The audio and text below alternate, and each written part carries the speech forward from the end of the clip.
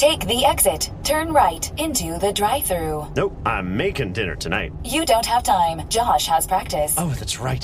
I'll just get a salad. And fries? No, just the salad. But salad cancels fries. Salad only. Fries. Salad. Fries. Food noise isn't fair, but Mochi Health is. The affordable GLP-1 source that puts you on the road to successful weight loss. Hey, can I get the... Fries. Salad.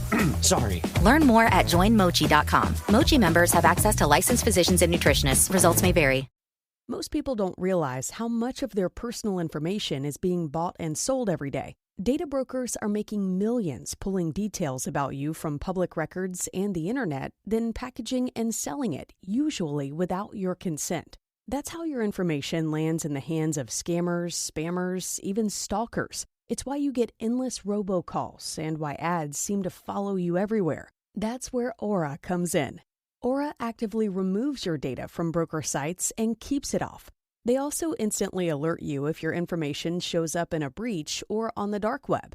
But Aura goes beyond data protection. With one app, you get a VPN, antivirus, password manager, spam call protection, dark web monitoring, and even up to $5 million in identity theft insurance, all backed by 24/7 US-based fraud support.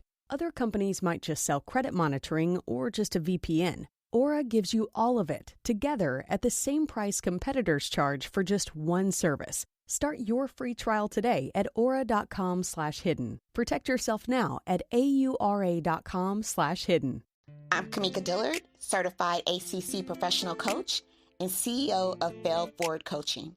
At S.A.V.E Coaching, professional growth isn't one size fits all. That's why we've created 3 ways to support you. DOT for building clarity and direction, RISE for resilience and intentional action, and VISION for long-term strategy and leadership. Each program is designed to help you move through setbacks with confidence and clarity and create momentum that lasts. No pressure, no hustle, just real progress. Ready to explore what's possible? Book a free discovery call at belfordcoaching.com.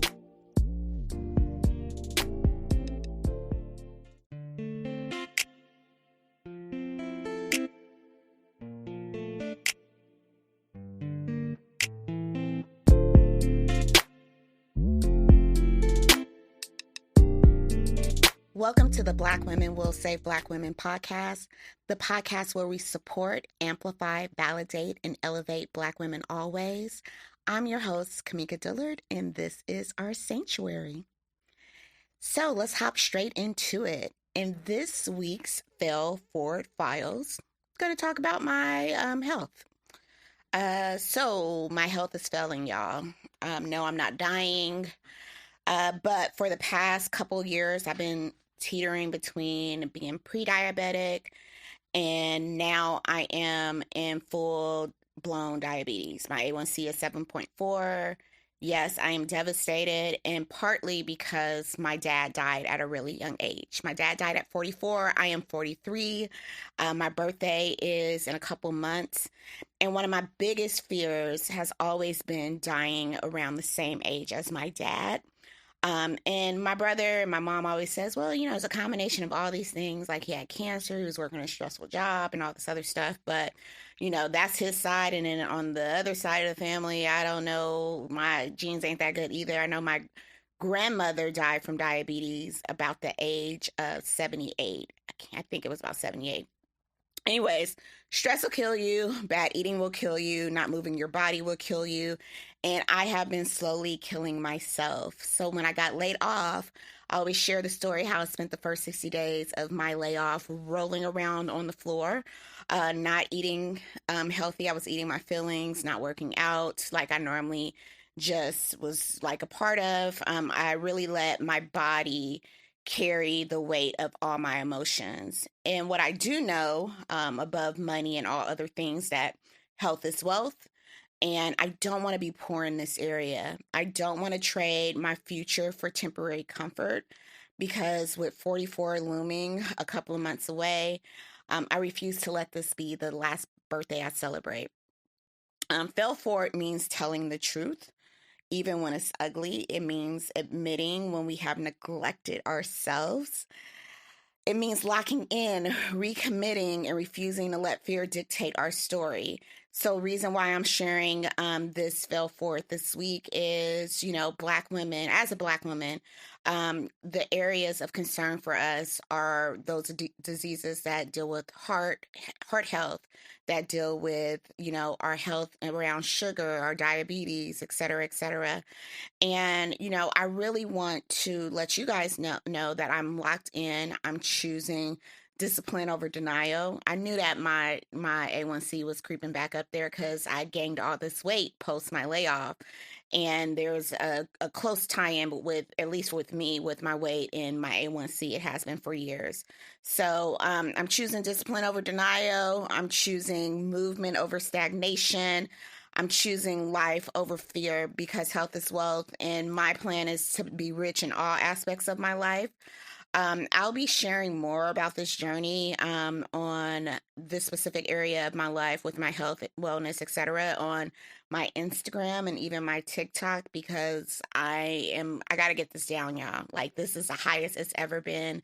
I think the last time I got to the diabetes range, my A1C was like 6.3, but 7.4 really just scared the hell out of me. So that's this week's Fail Forward Files. Sorry to start off on a kind of a gloom note, but I really want us to take our health seriously. So, all right. So this week's guest is Dora Koonce.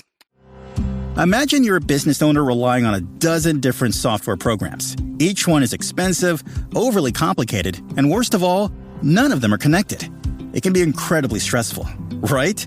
Now, picture Odoo. CRM, accounting, inventory, manufacturing, marketing, HR, and more. Odoo brings all the tools your business needs into one simple platform, and all seamlessly connected. Everything works together, giving you the peace of mind that your business is running smoothly from every angle. Odoo's open source applications are user-friendly and designed to scale with your business, saving you time and money. Say goodbye to juggling multiple platforms and hello to efficient integrated management. Stop wasting resources on complicated systems and make the switch to Odoo today. Visit odoo.com, ODOO.com, and discover how Odoo can simplify and streamline your business operations. Odoo, modern management made simple. Dora is an Emmy-nominated storyteller, certified personal trainer, and communications pro based in Cleveland, Ohio. After more than a decade in broadcast journalism and earning her master's in public health, she's blended media, movement, and mindset into work helping people live stronger, more intentional lives. She's the founder of DK Personal Training and the creator of Leaders Who Train, a social series that spotlights community builders who take care of their bodies as much as their mission. Welcome to the sanctuary, Dora Koonce. Thank you so much for having me. And thank you for sharing your story too. Oh, girl, listen. When I tell you, I have been just going through it this week, like getting my test results and like crying a little baby small death every day. And I don't know if I've shared it with you, but the audience knows, I live with my 85-year-old mom who acts like a toddler at times, and I have to keep certain food in the house. And when I lived alone, the last time I lived alone was when I was in Seattle. And when it came time for me to lose weight, it was super easy. I just didn't buy certain types of food in the house. I would just be super disciplined. But like, she won't eat certain things. It's hard. It really is hard. And like, even this week, like trying to get back on track, she's not supportive. She's just not. I'm sorry. I know my nephews listen to this. Yeah, your grandma be acting up. But yeah, she's just not supportive of certain things that I'm trying to accomplish. And so I just got to do it for myself. Like, if I die, I die. And ain't nobody going to save me for death. So I got to save myself from this perspective. So yeah, girl.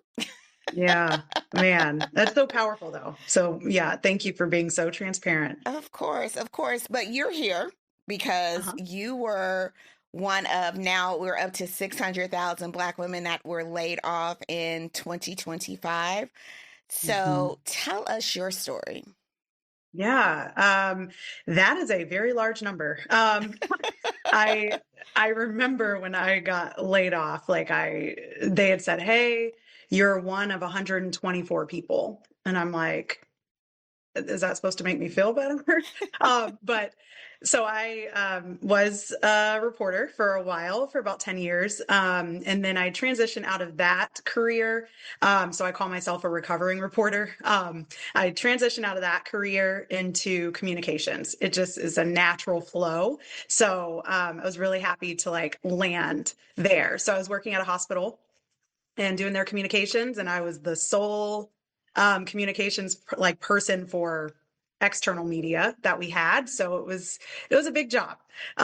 Did that for about 5 years before the mass layoffs happened, and that was in July of 2025. So were you expecting this layoff? No. In fact, when people were being laid off, because there were waves. So one wave happened, another wave happened, and I was just kind of like, wow, that really sucks. And that was my reaction. I was not somebody who thought I would be on that list because of my job. And I thought job security, like who else is going to do what I'm doing? Nobody wants to. And so I just thought that I was untouchable. That is very interesting that you had this like level, or you thought you were secure because of the type of role that you had, but you were let go. What did they do with like your role then? Do you know? So at the time, they told me that they were going to eliminate my position. And I just kind of questioned how they would do that because I essentially maintain or help maintain the reputation of the hospital, especially when it comes to like going on the news and making sure they report the right things. And I'm like, that's a pretty integral role in like a hospital going through a few scandals. But they said my position was eliminated. And to my knowledge, right now, they have not replaced me. But yeah, that's what I know so far. So because this was such a shock, what did Mhm. you do your first 30 days of your layoff? Oh man, you would think I had a job because I was applying for jobs I mean, like I was living on my last penny. I was just like, I have to get back into somebody's office. Like corporate, I don't care. I personal training, I really had no I don't want to say I didn't have standards, but I definitely was open to anything at that point. So for the first 30 days, there were 70 tabs open on my computer because I was trying to find a job. So you didn't take a break, a breather, or anything? You just like, okay, I got to just get a job. I probably took the rest of that day. It was a Thursday that I got the Teams message. I took maybe the rest of that day because it was an 8:15 a.m. meeting. And after that, on Friday, I was putting together my resume and making sure I got back out there. What drove you to start trying to get back out there so quickly? I think it was fear. I mean, I was scared of what it looked like to not have a consistent paycheck coming in.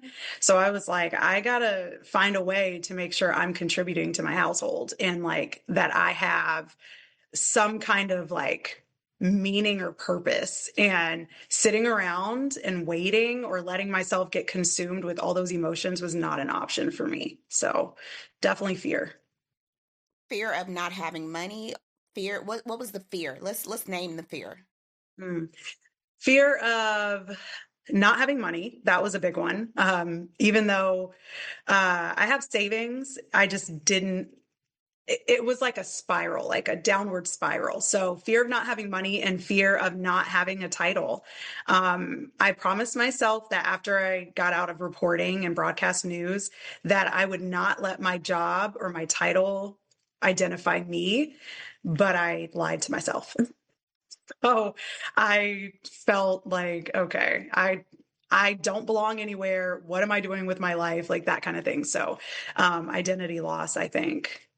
Okay, so we have two fears that we're dealing with: identity loss, not having the title, not having the money. So Mhm. I want to unpack that a little bit. So let's talk about finances first, because we always talk about finances on the show. Did Mhm. you receive a severance? I did. Yes, it was a joke, but yeah, 6 weeks. Okay, you got 6 weeks severance. Did you have 6 months worth of savings? Yes.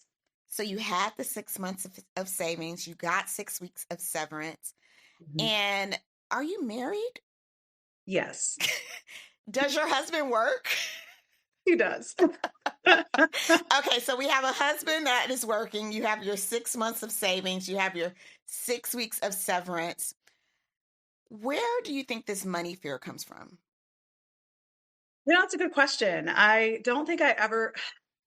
Okay, so I'll be honest. My dad, when I was growing up, both my parents worked. My dad was in the army. My mom always had a corporate job.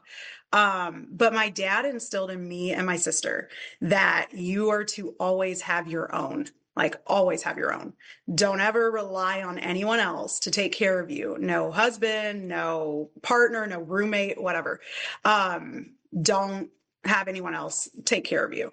And I know that can kind of be like a traumatic response to something, but I have lived by that for my whole life. Like I have had not a fear. I feel like it's a healthy fear because it drives me, but to not need anyone. I think that's where it came from. And this is your first layoff, correct? Yes. So never had to experience being laid off, having somebody snatch the rug underneath you, and you immediately are like, okay, I got to go straight to action. How have you processed your job loss? I actually did take time to do that after maybe a couple months of like frantically searching and reaching out to all my resources and contacts from when I first moved to Cleveland to like, people I met yesterday. I was all over the place. But after that and the initial shock wore off, I did take time to process. And I think it was by still showing up for the business that I created before I got laid off. And having people who were my friend at the hospital I worked at, being able to talk specifically to one person, and she's like my best friend. So having someone to kind of like commiserate, she still works there. But I needed a sounding board. I needed something. And to me, talking about it is healing. So that was my way of processing. And it took you a few months to get to that place. Why is that?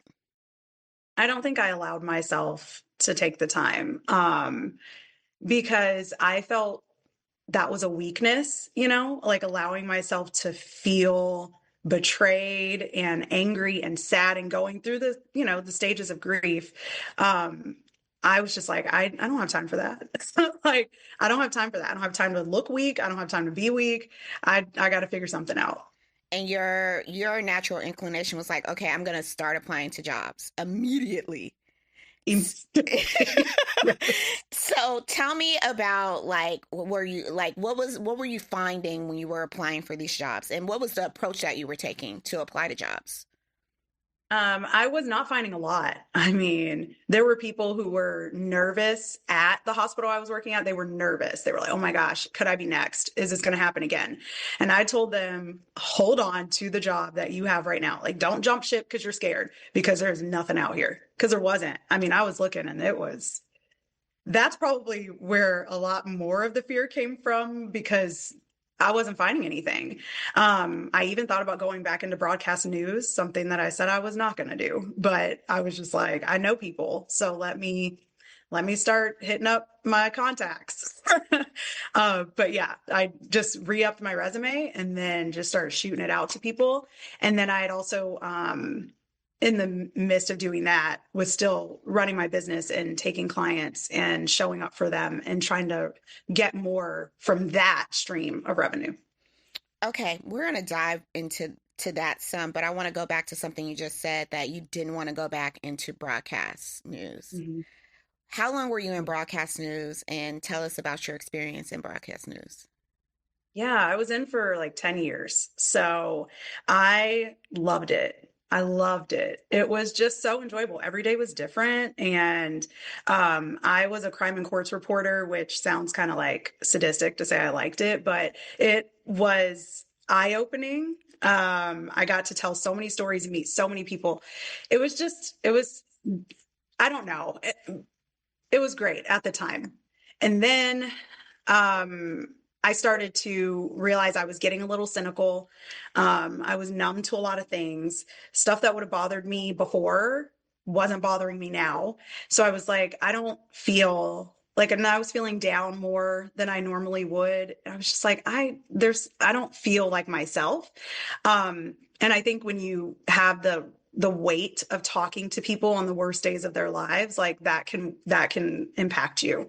So I chose to step away from broadcast because of mental health. I just felt like it was more important than, what I was doing. And then also the industry it's really hard. It's hard. It's cutthroat. It's, but at that time, it was what I was good at, and maybe I could go back into it, but it was what I was good at and what I was comfortable doing. Why not choose to shift within your industry? I know there's so many different pathways within broadcasting, just because I have a girlfriend who works in broadcasting. Hey, Britt. But I'm just curious as to why you chose not to maybe make a shift to a different type of reporting. Yeah, that's a good question, because I thought about either doing that and do more hosting, emceeing, things like that, or taking the option to produce, because I'd never produced. I was like, maybe I could be a producer. Maybe I could be, work another, but I just didn't want to get back into that swing of things. Plus, the schedule is so crazy. I could not get a consistent schedule to save my life. So with clients and the business that I had, I just was like, I can't do both. I wouldn't be doing my clients any justice or myself, because the schedules are just so crazy. So you've had your business for how many years now at this point? Not even a year yet. Okay. Well, you said clients when you were dealing with the news. What clients did you have then? No clients while I was in the news industry, but if I were to go back into the news industry, because I have clients now. Gotcha. Yeah. All right. So tell us about what you are, or what your current business is. Yeah, it's a personal training business. So I just take clients online and in person, and I train them. Whatever their goals are, we talk about them, and then I help them reach those goals. What made you get into this business? I had been into fitness for a long time and had been on my own health journey. So I felt so passionate about it. And I don't know, it makes me feel good to see other people feeling good, especially when it deals with, your health and what's going to help you improve your quality of life. And I had a really good friend of mine. He's like a best friend. He pulled me to the side. He owns a gym, and he was like, you don't need a trainer. You need to be a trainer. And I was just like, I like doing it, but I was also into group fitness. I had been a coach for group fitness for a while I was in the news. But being a personal trainer, I was just intimidated by that. But that little push and his belief in me kind of helped me take that leap. So you mentioned your own health journey. Tell us about your health journey. Yeah, so I was athletic when I was younger, running track, and I was a cheerleader. And I just kind of went with that. I loved it. I did it. It was my first love. But I developed anemia, and maybe I had it for a while, but I didn't know. So it took me out of running. Not because it wasn't dangerous or anything. It was just, it set me back, and breathing and running and endurance and all that was affected. So I just was like, okay, I guess this is my sign. I shouldn't be doing this anymore. And I kind of let myself go. And that was back in high school. I continued to go to the gym, but I dialed it back a lot. And then I was diagnosed with high blood pressure in college, and I was like, okay, something's got to give. So I went back into like, let me be focused and let me, really work for this. And then it just kind of took off from there. And then when I became an adult living on my own and setting my own schedule, I prioritized working out and training. Okay. So you said it's been about a year. So you had this business started before you were laid off from your job at the hospital. Mm-hmm. Okay, let's talk about the transition from doing that maybe as your side hustle to now focusing on that full time. I was so scared. I was so scared because like I didn't really, as my side gig, like it was kind of like, okay, if I get clients, great. If I don't, like that's all right too. Because I didn't really need the money. It was more like this is just something I enjoy doing, and it gives me a break from my 9 to 5. But having to transition to being full time was a lot of pressure. In about 3 weeks, I got my website up. I changed my Instagram page, all of my social media. I started gaining more clients, and I started producing content like, I mean, literally, like it was my job. So within 3 weeks, I was just like, I can't waste any more time. And this is while I was searching for jobs. So I just kind of like took off with that. And how has that been from a client perspective, from a finance perspective? What's going on? It's not where I want it to be. Where do you want it to It's be? not where I want it to be. I want to make what I was making when I was working my 9 to 5 while I like have that and still, have free time. So I want to let's dive a little bit more into that. What Okay. would it take for you in your current business? So you have a personal training business. What will it take for you to get back to the same salary? Because you've said a lot about money and there's some fear behind it. But have you thought about what it would take for you to grow your business to a size where it is sustainable for you financially and you feel comfortable? Yes. I have. I went through the numbers. I crunched them because I was like, all right, how many people do I need like that are doing monthly payments and not doing drop-ins and not, trying to cut like once a week or whatever. And so I did those numbers and I would need like 12 to 15 clients in order to sustain that. And I have 10 clients, but they are not all doing monthly payments. And that's where the problem lies. Okay. So have you thought through, because now we're coaching, I got my coaching hat on. Have you Right. thought through the strategy to get to 10 to 15 consistent clients paying on a monthly basis? Or do you know what that looks like? I don't. I did have a business coach. She was like, hey, I really believe in what you're doing and I want to build my portfolio. So I will hold these sessions with you pro bono so that all I need is your testimonial. I was like, great, that's awesome. And then I lost my job and she was like, your focus is not where I need it to be. So we kind of cut that relationship. So after that, I was kind of just like, all right, I guess I'm on my own again. What's your fear from of leaning completely into your business? Forget looking for another like corporate business or I'm sorry, a corporate job. What is your fear of leaning and putting like your full focus on your business?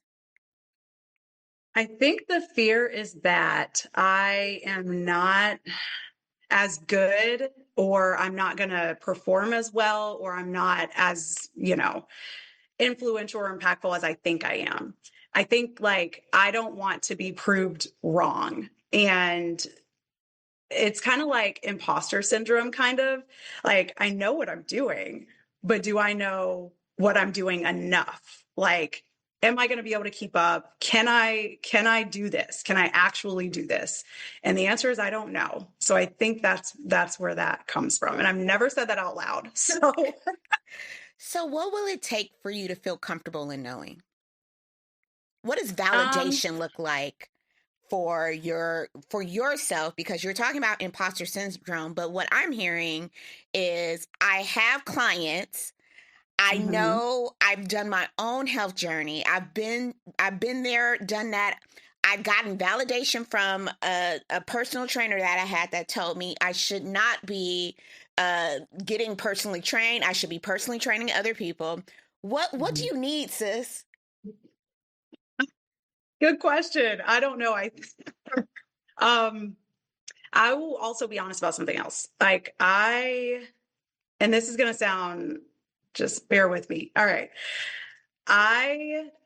From the time I started in my like career as like having a real job out of high school and working, I have never had to, I don't want to, I've never had to earn anything. People have wanted to help me. They have given me jobs, literally given me jobs. There has been, I mean, obviously I had to be like qualified. So I was qualified, but people saw something in me and gave me a chance. That is not how this works. Why? That is not how personal training works as a business. Why? And I think why? Yeah. Because I think it involves people's money and their finances are so like important and they could be a barrier for people. And I think like that could be it. Maybe I'm not asking the right way, or maybe I'm not pitching my product the right way. But this feels significantly harder than just showing up somewhere and someone being like, you know what, I like you. Here's an opportunity. That is interesting because what I would, or how I pick trainers in the past, because I've had personal trainers, is one, can you help me lose this weight, get in shape, etc. And I know that 80% is diet, 20% is really being in the gym. But, you know, I look at you body banging because I can see the clavicles. I can see said clavicles of your neck. That means you don't have extra chinage. So I know that, okay, this sis knows what she's doing. And, you know, if you've trained people in the past and you've gotten that validation and people need to lose weight. I started this segment talking about my own need to get this weight off. Why do you feel that there is lack or people don't want to spend money? I am so confused. And you worked at a hospital. Like, help unpack some of this, sis. That's my question right now. Because I'm like, once I tell people what I do and they're like, oh, that would be great, I would love to do it. It's the follow through that doesn't happen. And I don't want to be that annoying like salesperson that's like, hey, have you thought about, you know, whatever. I think it's more like, sometimes people need to get a session and see how it feels and know that they can do it. Because the people that I train, honestly, have not been in the gym for a very long time or ever, and are intimidated and or don't know what they're doing. So that's typically my clientele, which is great because I love that. I love being able to teach people. But I do think that there is like that hesitancy because people are intimidated or they think I'm going to kill them, which is what I've heard. I'm like, I'm not. Like, it's all in your head. But yeah, I think I just don't know. I don't know. So do you understand your market in terms of the $1 trillion industry that is like fitness, health and fitness, like health and wellness? Do you understand the scope of your market? Have you done a deep dive in terms of what's being offered in your area? Like, what type of business plan? Because I know a lot of us, you know, and I've interviewed, I think you're guest number 17 at this point. I think where we sometimes come short is we start a business but not understand the industry that we're in. So have you done any of that legwork to understand what the industry is that you're playing in? That's number one.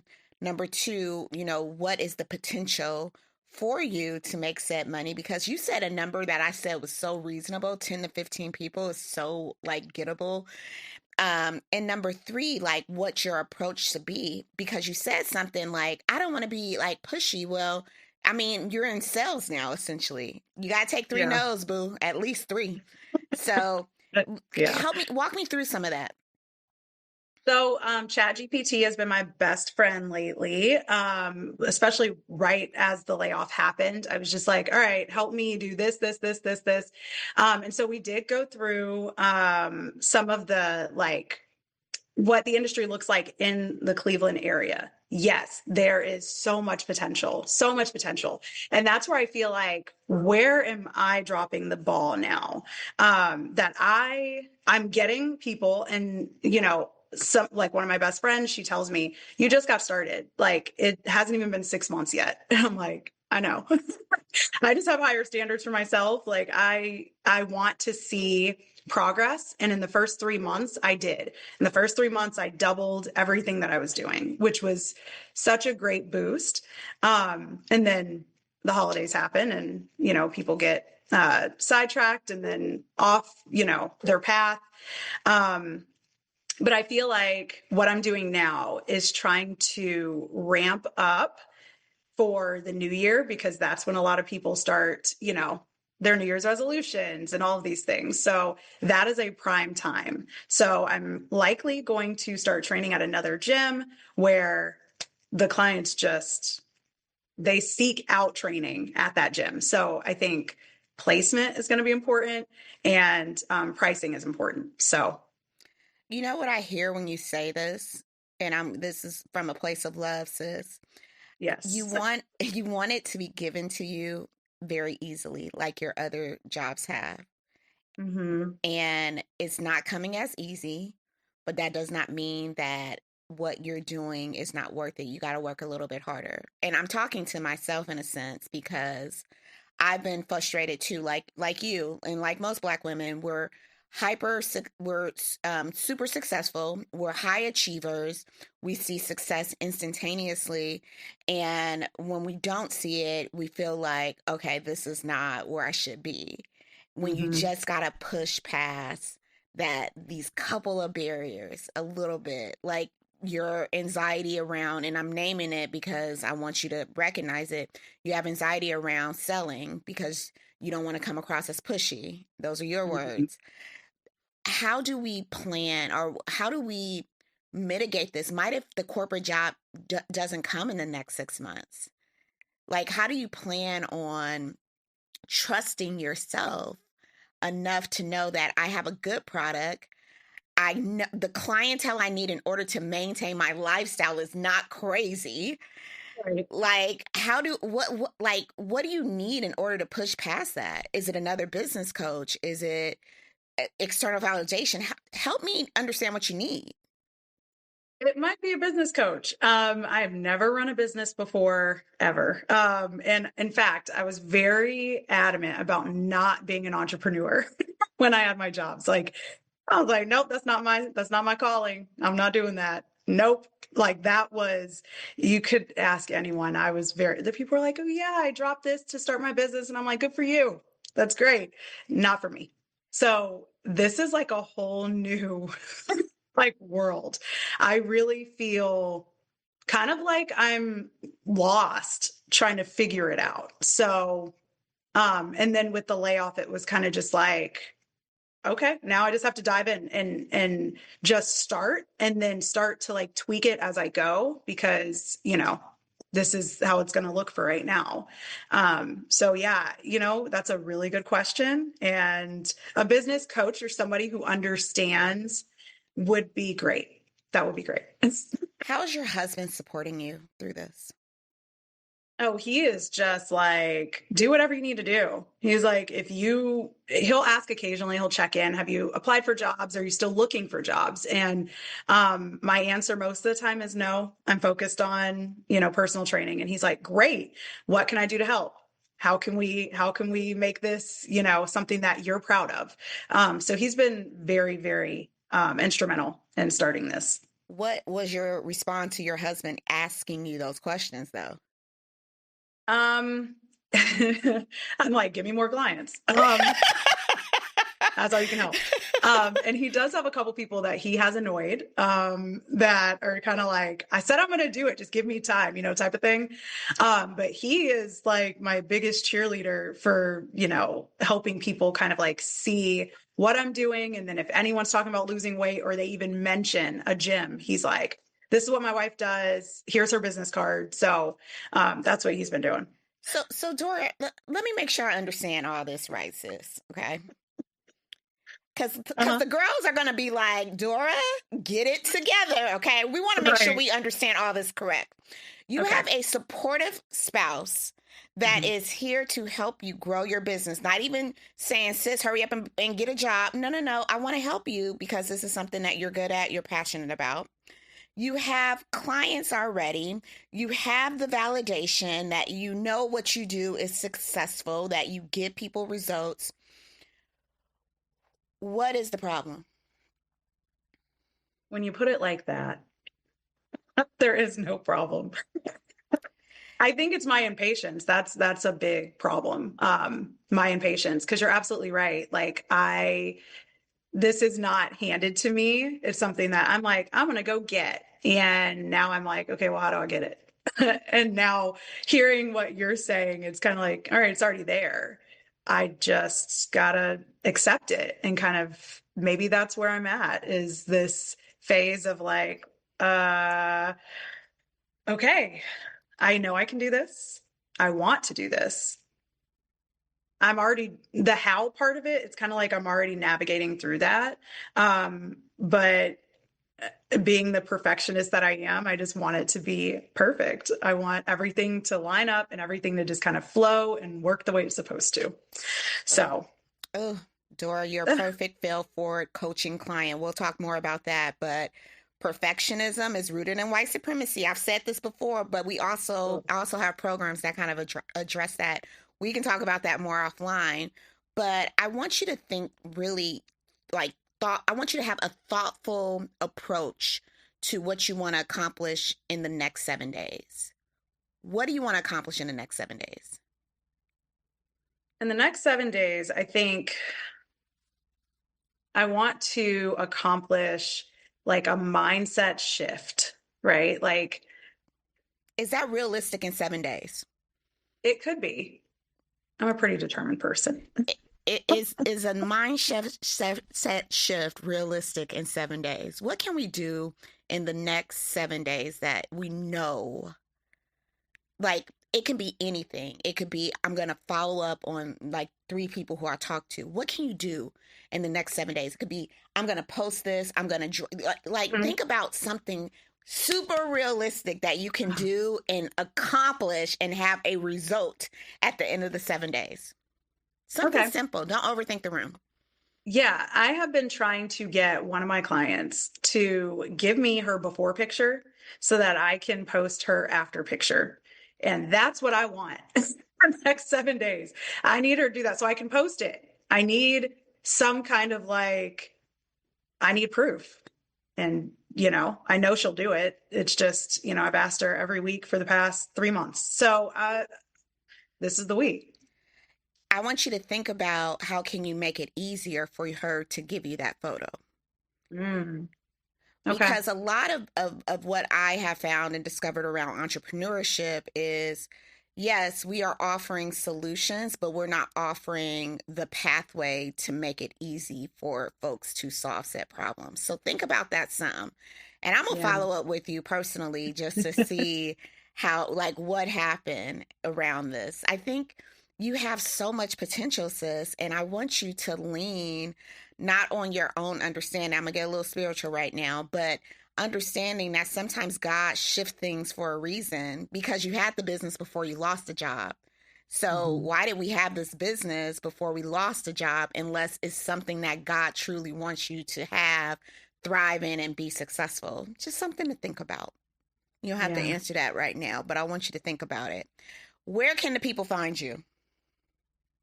So I am very active on Instagram. My handle is at Dorsena_Drake. Dorsena is like my actual name. Dora is what I go by, and _Drake. So. Okay. So she's super active there. We are going to definitely follow up on Dora's journey, because I think it echoes a lot of women who are in this space who have the time, talent, and treasures. We just got to figure out how to channel it to get it to where we need it to be.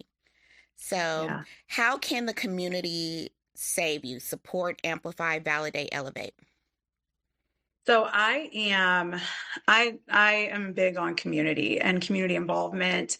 I would love to collaborate, right? Like, if there's anyone who would like to, wellness chats, or and if they're involved in their community in some way, shape, or form, and they need help or they need advice, anything like that when it comes to the wellness, health realm, I'm right there. Like, if collaboration didn't exist, I would not exist. So I would love to collaborate with anyone and kind of spread why health and wellness is so important and why we need this web of support, whether it's, in Cleveland, Ohio, or in Columbus, Georgia.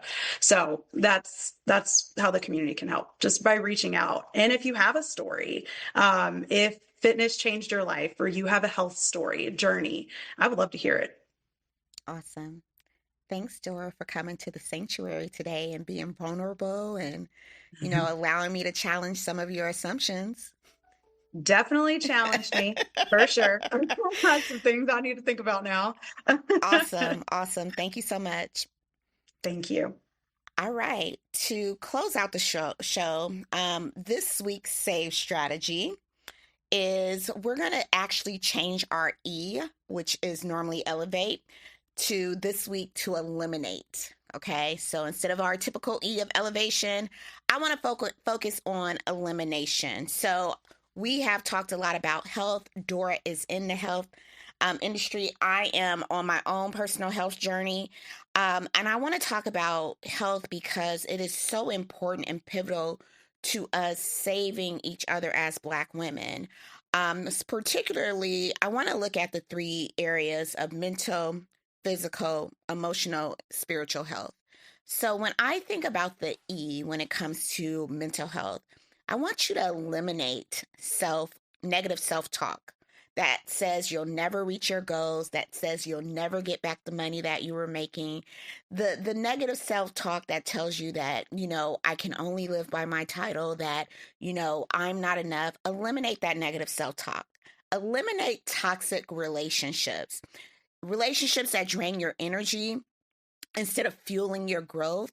Think about what can you eliminate, or who can you eliminate right now from a mental health perspective, so that you're in a better mindset and position to really chase your goals. Eliminate silence around your needs. Speak out and tell people what you need, so you're not climbing alone. We don't want to live life alone. Community is so important to me.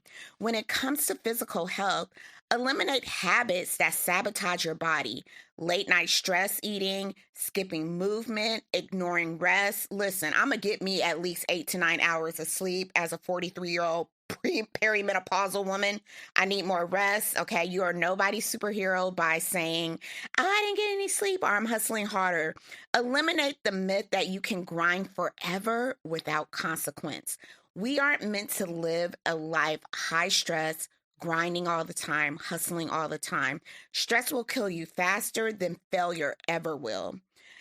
And then when it comes to emotional and spiritual health, I want you to eliminate the shame around asking for help. Eliminate the guilt for prioritizing yourself. Your health is your wealth. It's like the theme for today. Eliminate the belief that you have to carry it all alone, because health isn't just diet. It's the whole ecosystem of your life. And elimination is pruning to make room for growth. So that is this week's S.A.V.E strategy. Elimination, not elevation, but eliminate. All right, y'all. Like, subscribe, and follow Black Women Will Save Black Women on all social media, wherever you get your podcasts. YouTube, can we drive up those YouTube subscribers, please? It stresses me out. I got trolls on there. I'm always having to delete comments. Let's kind of override those negative comments with positive ones. Follow Black Women Will Save Black Women on all social media platforms. Follow me, Kamika T. Dillard, on Instagram, and Miss KT Dillard on TikTok. As always, support, amplify, validate, elevate. That's how we save each other. And as always, never forget, Black women will save Black women. I'm your host, Kamika Dillard. Have a great week.